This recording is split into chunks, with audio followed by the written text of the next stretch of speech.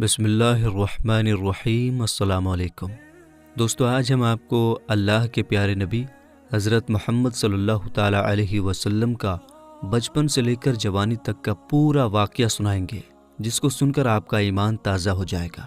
اس لیے آپ سے ریکویسٹ ہے کہ ویڈیو آخر تک ضرور دیکھیے گا۔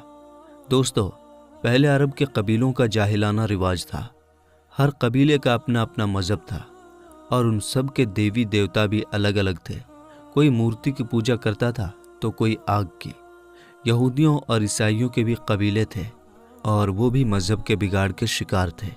اس وقت لوگ اللہ کو چھوڑ کر انسانوں اور پیڑ پہاڑوں کی پوجا کرنے میں لگے ہوئے تھے۔ پورے عرب میں دنگا فساد عام تھا۔ عورتیں اور بچے محفوظ نہیں تھے۔ لوگوں کی جان اور مال کی حفاظت کی کوئی گارنٹی نہیں تھی۔ اس اندھیرے دور سے دنیا کو باہر نکالنے کے لیے اللہ نے حضرت محمد صلی اللہ تعالیٰ علیہ وسلم کو اپنا پیغمبر بنا کر اس دنیا میں بھیجا۔ دوستو، حضور صلی اللہ تعالیٰ علیہ وسلم 12 ربیع الاول 571 عیسوی میں پیر کے دن اور صبح صادق یعنی فجر کے وقت مکہ میں پیدا ہوئے۔ آپ کے پیدا ہوتے ہی آپ کے دادا عبد المطلب آپ کو گود میں اٹھا کر کعبہ شریف میں لے گئے، آپ کے لیے دعائیں کی اور آپ کا نام رکھا محمد۔ پوتے کی پیدائش کی خوشی میں آپ کے دادا نے 7ویں دن اپنے قبیلے کے لوگوں کی دعوت کی۔ لوگوں نے آ کر آپ کے دادا سے پوچھا کہ آپ نے ان کا نام محمد کیوں رکھا ہے؟ تو آپ کے دادا نے جواب دیا کہ میں چاہتا ہوں کہ میرے پوتے پر اسلام کا اثر پڑے، اور آپ کی والدہ سیدہ آمنہ نے آپ کا نام احمد رکھا۔ دوستو، پیغمبر حضرت محمد مصطفیٰ صلی اللہ تعالیٰ علیہ وسلم جب پیدا ہوئے تو آپ کی ختنہ پہلے سے ہی کی ہوئی تھی، اور آپ کی آنکھوں میں سرما بھی لگا ہوا تھا، اور آپ کا تمام بدن پاکیزہ تھا۔ جب آپ کے دادا عبد المطلب نے اپنے پوتے کو ختنہ شدہ اور ناف کٹا ہوا پایا تو وہ بہت زیادہ خوش ہوئے اور فرمایا کہ میرا پوتا بڑی نرالی اور بڑی شان والا ہوگا۔ اور یہی نہیں، جب آپ صلی اللہ تعالیٰ علیہ وسلم پیدا ہوئے تو آپ کی مٹھی مبارک بھی بند تھی، مگر شہادت والی انگلی آسمان کی طرف اٹھی ہوئی تھی، اور ایسا لگ رہا تھا جیسے خدا کی وحدانیت کا اقرار کر رہی ہے۔ دوستو، جب حضرت محمد صلی اللہ تعالیٰ علیہ وسلم پیدا ہوئے تو اس وقت عرب میں یہ رواج ہوا کرتا تھا کہ شہر کے بڑے لوگ اپنے بچوں کو دودھ پلوانے کے لیے اور پلنے بڑھنے کے لیے دیہاتوں میں بھیج دیا کرتے تھے، تاکہ گاؤں دیہات کی کھلی ہوا میں رہ کر ان کا بچہ خوب صحت مند بنے۔ کیونکہ دوستو، اس زمانے میں گاؤں دیہات کا موسم شہروں کے مقابلے زیادہ صاف ستھرا اور زیادہ اچھا ہوا کرتا تھا۔ اسی وجہ سے گاؤں دیہات میں پلے بچے زیادہ صحت مند اور موٹے تازے ہوا کرتے تھے۔ دوستو، اسی رواج کے مطابق پیغمبر حضرت محمد صلی اللہ تعالیٰ علیہ وسلم کو بھی مکہ سے دور طائف کے قریب ایک علاقہ ہے جہاں بنی سعد قبیلہ رہتا ہے، وہاں لے جایا گیا اور ایک دائی کو سونپ دیا گیا جس کا نام دائی حلیمہ تھا، اور وہ بنی سعد قبیلے سے تھی، اس لیے ان کو حلیمہ سعدیہ بھی کہا جاتا ہے۔ دوستو، دائی حلیمہ بہت غریب گھرانے سے تھی، اس لیے انہوں نے آپ صلی اللہ تعالیٰ علیہ وسلم کی پرورش کا ذمہ لیا، یہ سوچ کر کہ 2 سال ان کی پرورش کروں گی تو اس کے بدلے میں مجھے کچھ مال مل جائے گا، تاکہ اس سے ان کی زندگی کا گزر بسر اچھی طرح سے ہو سکے۔ دوستو، جیسے ہی حضرت آمنہ نے اپنے پیارے بیٹے حضرت محمد صلی اللہ تعالیٰ علیہ وسلم کو دائی حلیمہ کے حوالے کیا، اور جو ہی دائی حلیمہ نے آپ صلی اللہ تعالیٰ علیہ وسلم کو اپنی گود میں اٹھایا تو اسی وقت سے دائی حلیمہ کی زندگی میں رحمت اور برکت ہونی شروع ہو گئی۔ دوستو، اس وقت عربوں میں یہ رواج تھا کہ بچے کی پرورش کا ذمہ 2 سال کا ہوا کرتا تھا، اور ہر 6 مہینے کے بعد بچے کو اس کے گھر والوں سے ملانا ہوتا تھا۔ اسی رواج کے مطابق دائی حلیمہ بھی 6 مہینے کے بعد پیغمبر حضرت محمد صلی اللہ تعالیٰ علیہ وسلم کو ان کی ماں سے ملانے کے لیے مکہ پہنچی۔ ان کے ساتھ ان کا شوہر حارث اور ان کا ایک چھوٹا بچہ بھی تھا جو ان کی گود میں تھا۔ وہ بچہ بھوک سے رو رہا تھا کیونکہ حلیمہ بہت کمزور تھی اور کھانے پینے کی کمی بھی تھی، اس وجہ سے دائی حلیمہ دودھ نہیں پلا پا رہی تھی۔ لیکن جیسے ہی انہوں نے اللہ کے پیغمبر حضرت محمد صلی اللہ تعالیٰ علیہ وسلم کو اپنی گود میں اٹھایا اور ان کو دودھ پلانا شروع کیا تو پیغمبر حضرت محمد صلی اللہ تعالیٰ علیہ وسلم نے خوب سیر ہو کر دودھ پیا، اور آپ صلی اللہ تعالیٰ علیہ وسلم کے دودھ پی لینے کے بعد دائی حلیمہ نے اپنے معصوم بچے کو بھی خوب دودھ پلایا۔ یہ دیکھ کر حلیمہ پریشان ہو گئیں کہ یہ کیا معاملہ ہوا۔ وہ جب مکہ آ رہی تھیں تو ان کے پاس دودھ نہیں تھا، مگر جب سے یہ بچہ ان کی گود میں آیا ہے تب سے اللہ کی طرف سے خاص رحمتوں کا آنا شروع ہو گیا ہے۔ دوستو، اس کے بعد دائی حلیمہ اپنے شوہر حارث اور اپنے بچے اور پیغمبر حضرت محمد صلی اللہ تعالیٰ علیہ وسلم کے ساتھ ایک دبلی پتلی سی اونٹنی پر سوار ہو گئیں۔ وہ اونٹنی جب بنی سعد کے قبیلے سے نکل کر مکہ کی طرف آئی تھی تو وہ بہت سستی سے چلتی ہوئی مکہ پہنچی تھی، لیکن اب معاملہ یہ ہوا کہ دائی حلیمہ کی اونٹنی سب سے آگے چل رہی تھی۔ دائی حلیمہ کی سہیلیوں نے اپنی آنکھوں سے دیکھا کہ دائی حلیمہ کی یہ وہی اونٹنی تھی جو مکہ میں بڑی سستی سے آئی تھی۔ اب اس اونٹنی کو آخر کیا ہو گیا کہ وہ اب بڑی رفتار سے چل رہی تھی۔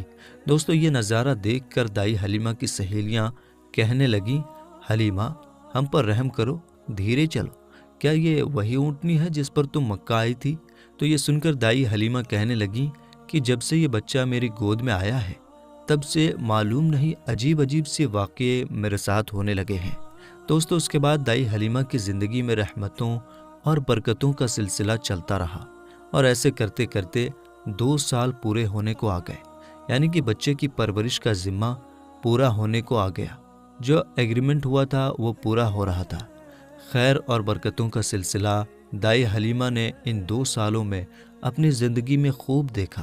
اس وجہ سے ان کا دل نہیں چاہ رہا تھا کہ وہ اس نورانی بچے کو واپس اس کے گھر والوں کو سونپ دے، مگر دستور کے مطابق 2 سال کے بعد اس کو واپس سونپنا ہی تھا۔ اس لیے 2 سال کے بعد دائی حلیمہ پیغمبر حضرت محمد صلی اللہ تعالیٰ علیہ وسلم کو اپنے ساتھ لے کر مکہ کی طرف نکل پڑی۔ جب وہ مکہ میں پہنچی تو حضرت آمنہ سے کہنے لگی کہ آپ کا بچہ بڑا ہی برکتوں اور رحمتوں والا بچہ ہے۔ جب سے یہ بچہ میری گود میں آیا ہے تب سے میری تو زندگی ہی بدل گئی ہے۔ میری زندگی میں برکتوں رحمتوں کا دور شروع ہو گیا ہے۔ اس لیے میری آپ سے گزارش ہے کہ آپ تھوڑے دن اس بچے کو میرے پاس رہنے دیں، میں تھوڑے دن اس کی پرورش کرنا چاہتی ہوں۔ تو یہ سن کر حضرت آمنہ نے پہلے تو انکار کر دیا، مگر دائی حلیمہ کے بار بار کہنے پر حضرت آمنہ تیار ہو گئیں اور کہنے لگیں کہ تھوڑے دن اور اپنے پاس رکھ لو، پھر واپس آ کر مجھے دے جانا۔ اس طرح سے دائی حلیمہ آپ صلی اللہ تعالیٰ علیہ وسلم کو واپس اپنے ساتھ لے گئیں۔ دوستو، ایسے کرتے کرتے پیغمبر حضرت محمد صلی اللہ تعالیٰ علیہ وسلم کی عمر مبارک 4 سال کی ہو گئی۔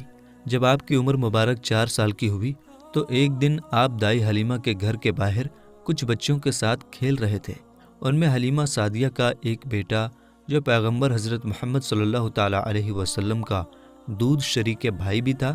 وہ سب کھیل رہے تھے کہ اچانک آپ زمین پر گر گئے اور آپ کے چہرے اور جسم کا رنگ پوری طرح سے بدل گیا۔ دوستو، اتہاس کی کتابوں میں ہے کہ اس وقت حضرت جبریل علیہ السلام پہلی بار پیغمبر حضرت محمد صلی اللہ تعالیٰ علیہ وسلم سے ملنے آئے تھے۔ جیسے ہی حضرت جبریل آپ کے پاس آئے تو آپ کو زمین پر لٹا کر آپ کے سینے کو چاک کر دیا، یعنی کہ آپ کے سینے کو چیر دیا اور آپ کے دل کو باہر نکال لیا۔ اس کے بعد آپ کے دل کو زمزم کے پانی سے دھویا اور آپ کے دل پر جو ایک کالے رنگ کا چھوٹا سا لوتھڑا تھا اس کو ہٹا دیا اور یہ کہا کہ آج سے شیطان کے حصے کو دور کر دیا، اور اس کے بعد آپ کے دل کو واپس آپ کے سینے میں رکھ دیا۔ دوستو، ادھر یہ دیکھ کر آپ کے ساتھ کھیل رہے بچے گھبرا گئے کہ آپ کو کیا ہو گیا، اس لیے وہ دوڑے دوڑے دائی حلیمہ کے پاس پہنچ گئے اور کہنے لگے کہ محمد کا کسی نے قتل کر دیا ہے۔ تو یہ سن کر دائی حلیمہ بہت گھبرا گئیں اور پریشان ہو اٹھی اور بھاگتی ہوئی سوچنے لگی کہ مجھے 2 سال کے بعد ہی اس کو اس کی ماں کو دے دینا چاہیے تھا، اب اس کی ماں کو میں کیا منہ دکھاؤں گی۔ یہ سوچتے ہوئے دائی حلیمہ بھاگتی ہوئی آپ تک پہنچی تو حلیمہ نے دیکھا کہ آپ کا جسم کا رنگ بدلا ہوا ہے، مگر تھوڑی دیر کے بعد آپ کو ہوش آ گیا۔ یہ دیکھ کر حلیمہ کی جان میں جان آئی اور کہنے لگی اب اس کو اور نہیں رکھوں گی اپنے پاس۔ اس کے بعد دائی حلیمہ مکہ پہنچی اور پیغمبر محمد صلی اللہ تعالیٰ علیہ وسلم کو حضرت آمنہ کے حوالے کر دیا۔ دوستو، اس کے بعد 4 سال کی عمر کے بعد آپ اپنی ماں حضرت آمنہ کے پاس رہنے لگے۔ اس کے بعد زندگی کے دن بیتتے چلے گئے۔ سن 575 یا 576 میں جب آپ کی عمر 5 اور 6 سال کے بیچ ہوئی تب آپ اپنی ماں حضرت آمنہ کے ساتھ اور اپنے دادا عبد المطلب کے ساتھ مدینہ کی طرف نکلے۔ مدینہ میں آپ کے لیے 2 خاص باتیں تھیں۔ ایک تو یہ کہ مدینہ میں آپ کے والد حضرت عبداللہ کی قبر مبارک تھی، اور دوسری بات یہ تھی کہ مدینہ میں آپ کے دادا عبد المطلب کا ننھال بھی تھا۔ دوستو، اس زمانے میں سفر 1 مہینے یا 1.5 مہینے کا ہوا کرتا تھا، اس لیے آپ کا یہ سفر بھی تقریباً مہینے بھر کا تھا۔ 1 مہینے کے بعد جب آپ پلٹ کر واپس مکہ کی طرف آ رہے تھے تو آپ کی زندگی میں جو واقعہ پیش آیا اسے دیکھ کر آپ کے دادا عبد المطلب بھی رونے لگے۔ اللہ کے پیغمبر حضرت محمد صلی اللہ تعالیٰ علیہ وسلم کو اپنے بچپن کی عمر میں ہی آپ کو دوسرا بڑا جھٹکا لگا اور اللہ نے آپ کو ایک اور آزمائش میں ڈال دیا۔ دوستو، ہوا یہ کہ آپ جب 1 مہینے کے بعد مدینہ سے واپس مکہ آ رہے تھے تو راستے میں ہی آپ کی والدہ حضرت آمنہ کی طبیعت بگڑ گئی اور وہ بری طرح سے بیمار پڑ گئیں، اور اس کے بعد ان کا انتقال ہو گیا۔ مکہ اور مدینہ کے بیچ الابوا نام کی ایک جگہ ہے، وہیں پر حضرت آمنہ کو دفن کیا گیا، اور اس طرح سے آپ 6 سال کی عمر میں ہی یتیم ہو گئے۔ آپ کی اس حالت کو دیکھ کر آپ کے دادا عبد المطلب بہت پریشان ہوئے اور وہ رونے لگے۔ ایک تو یہ کہ آپ کی پیدائش کے کچھ دن پہلے آپ کے والد حضرت عبداللہ کا انتقال ہو گیا تھا، اور اب دوسرا جھٹکا یہ لگا کہ آپ کی عمر ابھی 6 سال کی بھی نہیں ہوئی تھی کہ آپ کی والدہ کا بھی انتقال ہو گیا۔ یہ دیکھ کر آپ کے دادا عبد المطلب کو بہت دکھ ہوا، مگر وہ بھی کیا کرتے، ایک دن تو سب کو مرنا ہے۔ اس کے بعد آپ کے دادا عبد المطلب نے آپ کو اپنی گود میں اٹھایا اور مکہ کی اور چل پڑے، اس فکر کے ساتھ، اس سوچ کے ساتھ کہ آخر اس معصوم سے بچے کے ساتھ ایسا کیوں ہو رہا ہے۔ دوستو، آپ ذرا سوچ کر دیکھیے کہ ان بچوں پر کیا بیتتی ہوگی جو بچپن میں ہی یتیم ہو جاتے ہیں، جن کے والد اور والدہ کا انتقال بچپن میں ہی ہو جاتا ہے۔ اس کے بعد ایسے بچوں کو لوگ دھتکار بھری نظروں سے دیکھتے ہیں، پھر ایسے بچوں کے ساتھ اچھا برتاؤ بھی نہیں کیا جاتا۔ مگر آپ کے ساتھ اللہ کی مدد تھی، جیسا کہ اللہ نے خود قرآن پاک میں ارشاد فرمایا ہے کہ آپ کے یتیم ہونے پر اللہ کی مدد آپ کے ساتھ تھی۔ اسی وجہ سے آپ کے ساتھ اچھا معاملہ پیش آیا اور اللہ نے آپ کو سہارا دیا۔ دوستو، اس کے بعد آپ کے دادا عبد المطلب آپ کو غم کے ساتھ لے کر مکہ میں پہنچے۔ آپ کے گھر کے اندر غم کا ماحول تھا۔ ابو طالب جو آپ کے چچا تھے وہ آپ کو اس حالت میں دیکھ کر رونے لگے۔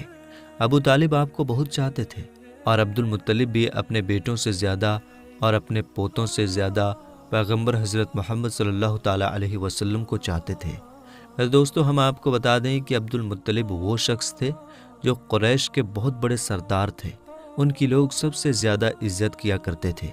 کعبہ کی چھاؤں میں ان کے لیے ایک خاص فرش بچھایا جاتا تھا جس پر صرف وہی اکیلے بیٹھتے تھے، کسی دوسرے کو اس پر بیٹھنے کی اجازت نہیں ہوتی تھی۔ اللہ کے پیغمبر حضرت محمد صلی اللہ تعالیٰ علیہ وسلم ابھی چھوٹے تھے، کھیلتے کھیلتے وہاں پر آ جایا کرتے تھے اور آ کر اس پر بیٹھ جایا کرتے تھے، اور حضرت عبد المطلب کے ساتھ ہی آگے آتے تاکہ ان کو اٹھا کر وہاں سے الگ بٹھا دیا جائے، لیکن عبد المطلب ان کو روکتے تھے اور کہتے تھے کہ یہ میرا پوتا ہے اور اسے بیٹھنے دو۔ پھر آپ کے دادا آپ کے سر پر اور آپ کی پیٹھ پر ہاتھ پھیرتے اور آپ کو اپنے پاس بٹھا لیتے تھے۔ دوستو، کہنے کا مطلب یہ ہے کہ آپ کے دادا عبد المطلب کے دل میں آپ کے لیے محبت کوٹ کوٹ کر بھری ہوئی تھی۔ آپ کی وہ ہر خواہش کا خیال رکھتے تھے، آپ کی ہر ضرورت کو وہ پورا کیا کرتے تھے، آپ کو کسی بھی طرح کی کوئی تکلیف نہیں ہونے دیتے تھے۔ وہ ہمیشہ آپ کو اپنے ساتھ رکھتے، اپنے ساتھ میں گھماتے پھراتے اور ہمیشہ آپ کو خوش رکھتے۔ دوستو، ایسا کرتے کرتے دن بیتتے چلے گئے۔ اب آپ کی عمر مبارک 8 سال کی ہو گئی، مگر سوچیے اللہ کے نبی نے کیسی کیسی آزمائشوں سے گزر کر اپنے زندگی کا سفر پورا کیا۔ اب آپ کی عمر مبارک 8 سال 2 مہینے 10 دن کی ہوئی تو ایک دن اچانک آپ کے دادا عبد المطلب کا بھی انتقال ہو گیا۔ مرتے وقت آپ کے دادا نے آپ کی پرورش کا ذمہ ابو طالب کو سونپ دیا۔ ابو طالب آپ کے سگے چچا تھے۔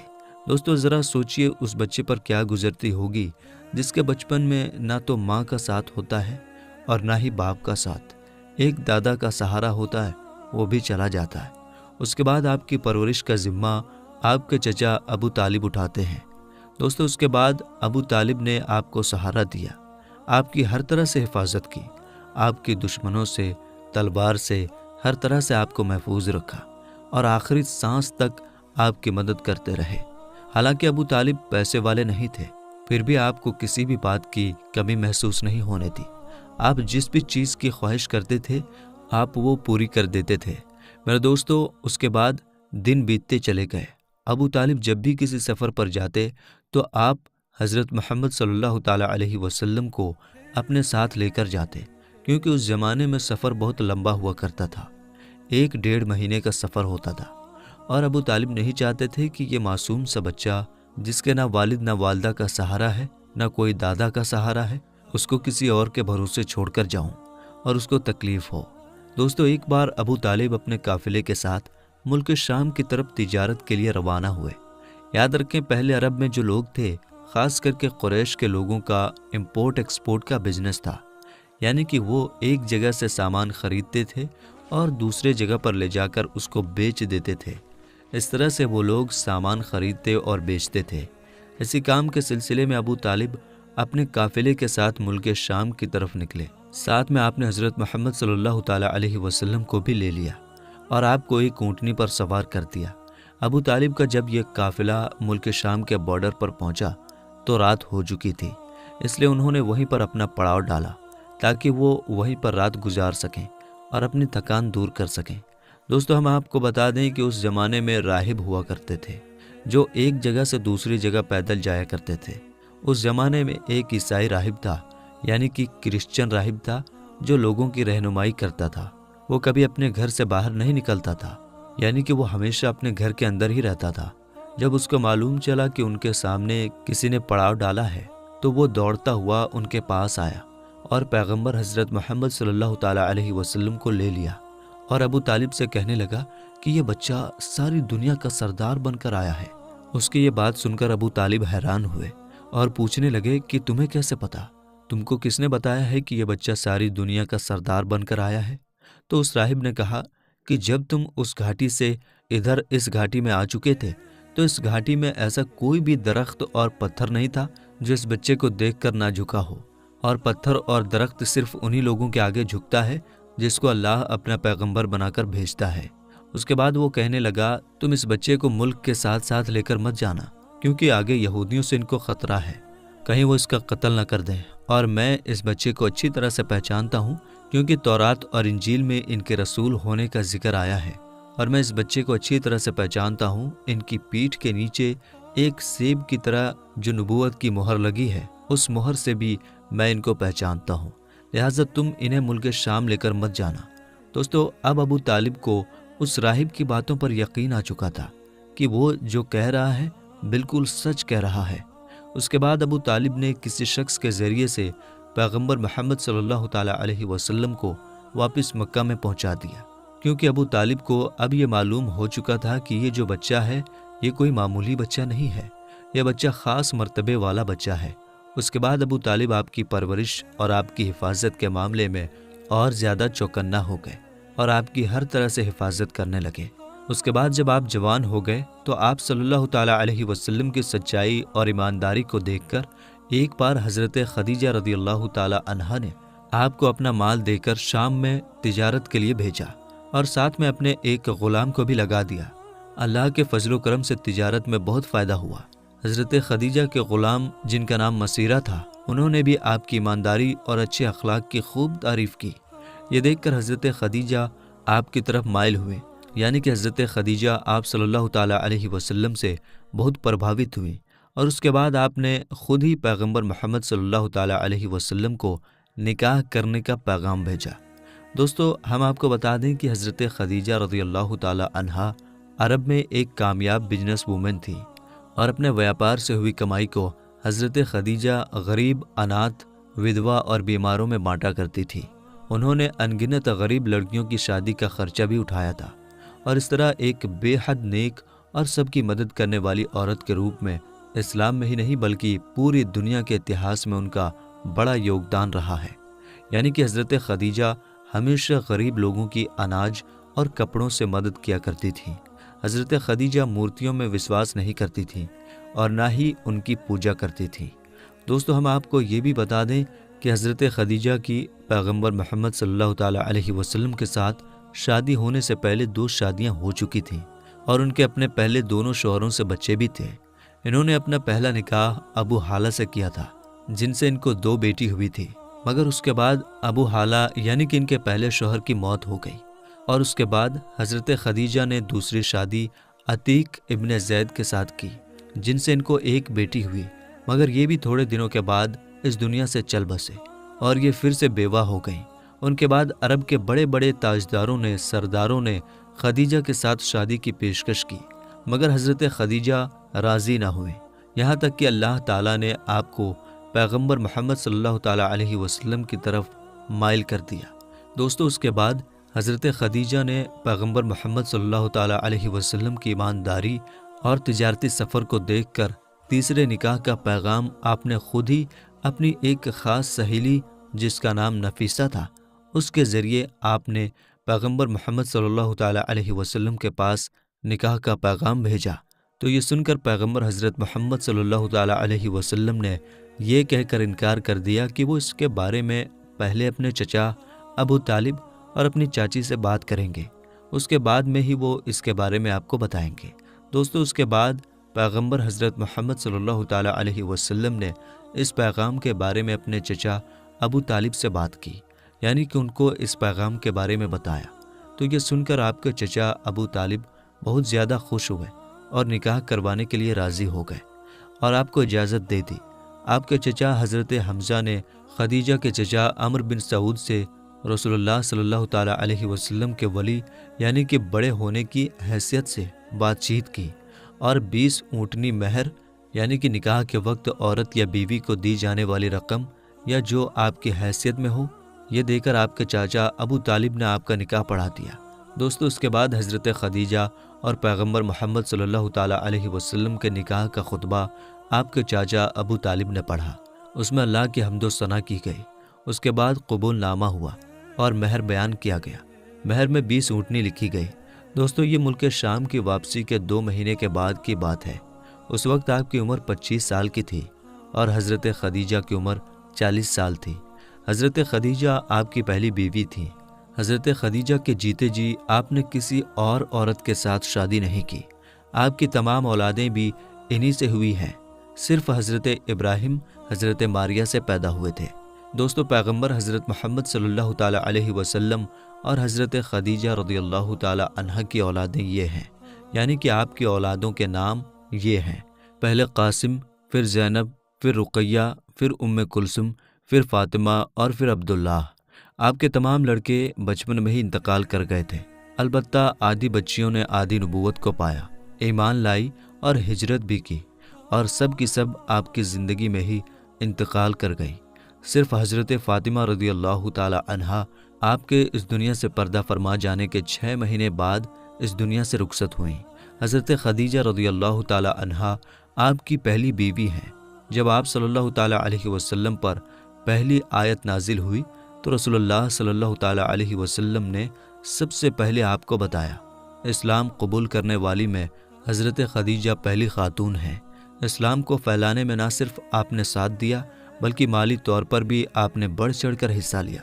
دوستو، پیغمبر حضرت محمد صلی اللہ تعالیٰ علیہ وسلم حضرت خدیجہ رضی اللہ تعالیٰ عنہا سے بہت محبت کیا کرتے تھے، اور ان کے ہوتے ہوئے یعنی کہ حضرت خدیجہ کے جیتے جی آپ نے دوسری شادی نہیں کی تھی۔ حضرت خدیجہ اور پیغمبر محمد صلی اللہ تعالیٰ علیہ وسلم کا ساتھ تقریباً 25 سال تک رہا۔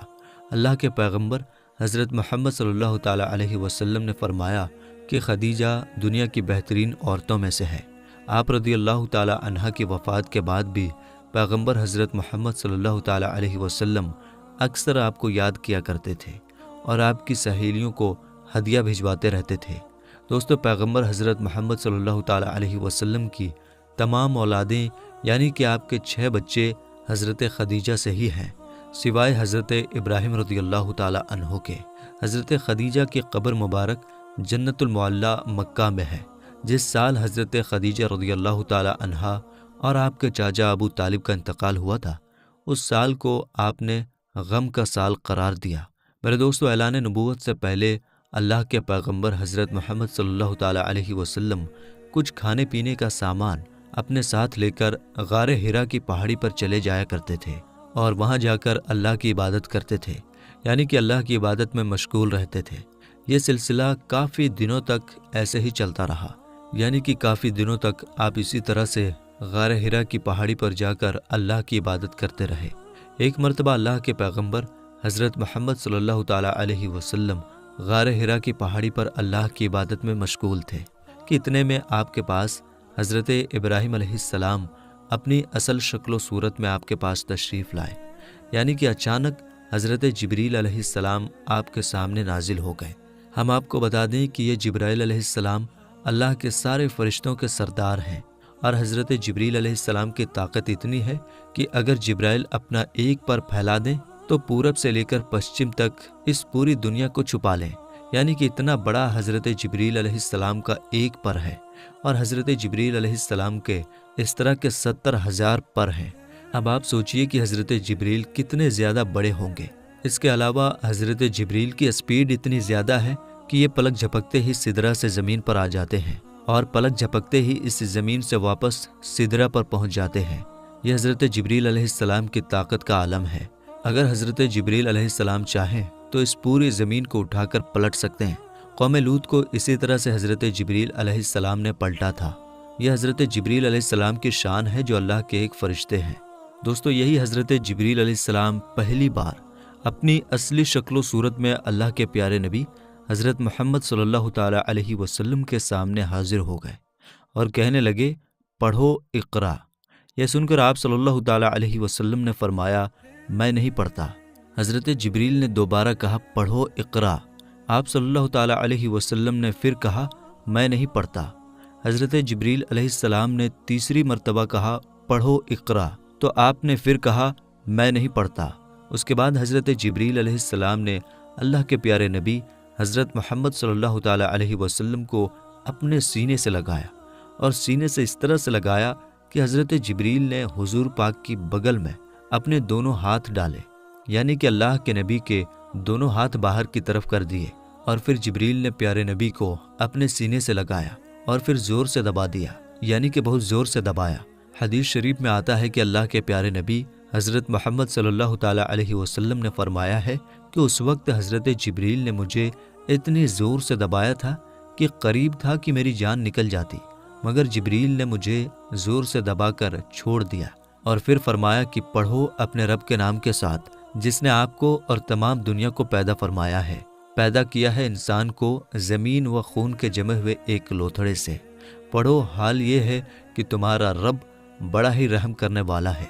پھر اللہ کے پیارے نبی حضرت محمد صلی اللہ تعالیٰ علیہ وسلم پڑھنے لگے، اور پھر آپ بہت گھبرا گئے، غار حرا کی پہاڑی سے اتر گئے اور اپنے گھر آ گئے۔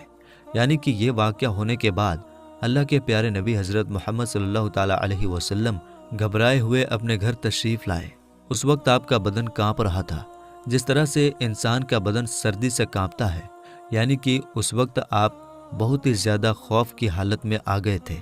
آپ صلی اللہ تعالیٰ علیہ وسلم بہت ہی زیادہ گھبرائے ہوئے اپنے گھر آئے، اور آپ نے اپنی بیوی حضرت خدیجہ رضی اللہ تعالیٰ عنہا سے فرمانے لگے، چادر لاؤ اور مجھ کو چادر اوڑھا دو۔ حضرت خدیجہ چادر لے کر آئیں، اور پھر آپ وہ چادر اوڑھ کر سو گئے۔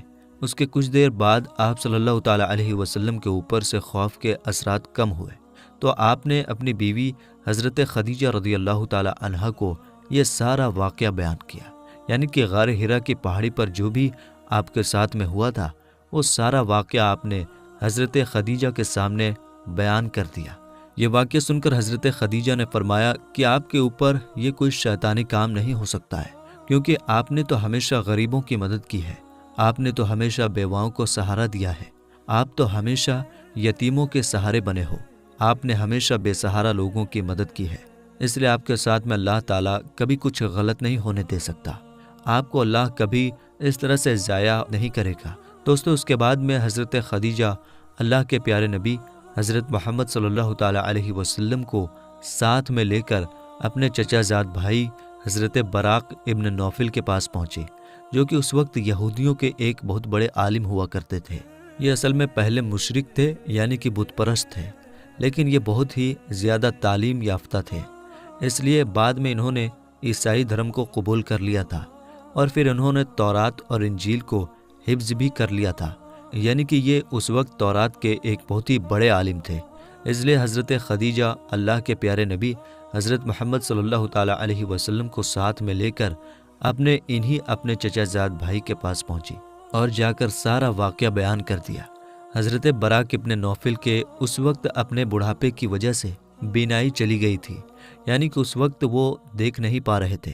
جب انہوں نے اللہ کے نبی حضرت محمد صلی اللہ تعالیٰ علیہ وسلم کی حالت سنی تو پوچھنے لگے کہ آپ کو کیا ہوا؟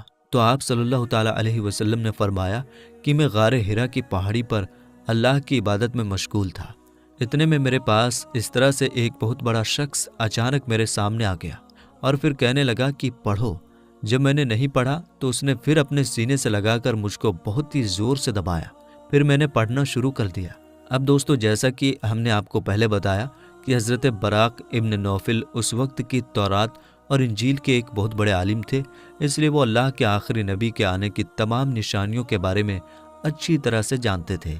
اس لیے وہ یہ سن کر کہنے لگے کہ اللہ کی قسم، جو بھی آپ کے پاس میں آیا تھا وہ وہی اللہ کا فرشتہ تھا جو حضرت موسیٰ اور حضرت عیسیٰ علیہ السلام پر نازل ہوتا تھا، یعنی کہ جو فرشتہ حضرت موسیٰ اور حضرت عیسیٰ کے پاس آتا تھا وہ فرشتہ آپ کے پاس میں آیا تھا، اور ان قریب ہے کہ اب آپ کی قوم آپ کو علاقے سے، آپ کو اپنے شہر سے باہر نکال دے گی، کیونکہ آج تک جس نے بھی حق کی آواز اٹھائی ہے، جتنے بھی آج تک نبی اس دنیا میں آئے ہیں، ان سب کو اسی طرح سے سزا دی گئی ہے۔